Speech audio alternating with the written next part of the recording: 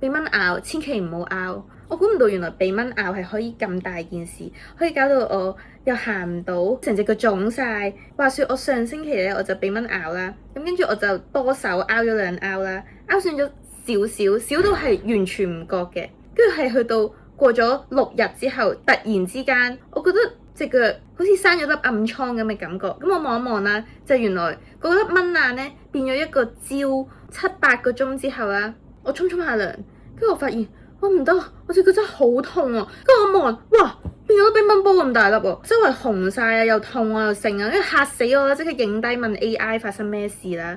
然後咧佢就同我講話，我應該係嗰個蜂窩組織炎。如果你有個小傷口，跟住有啲細菌入咗去感染咧，跟住就會變成咁樣。我就第二朝先去睇醫生啦，但係佢惡化得超快咯，即係我吹完個頭咧，佢已經由乒乓波變咗網球啦。跟住 AI 就叫我晾高隻腳瞓啊，敷冰啊，跟住同埋佢叫我喺隻腳嗰度畫個圈，即係每2個鐘起身一次，睇下佢有冇惡化得超快。如果有咧，就要即刻去睇急症。我畫咗個圈之後，第二朝起身，好彩都係出咗少少界啫，咁即係唔算惡化得好快嘅。我而家咧行唔到啦，然後要食2隻抗生素啦，好恐怖啊！真係估唔到一粒蚊爛係可以去到咁恐怖啊！我拍呢條片就係想同大家講，俾蚊咬千祈唔好咬。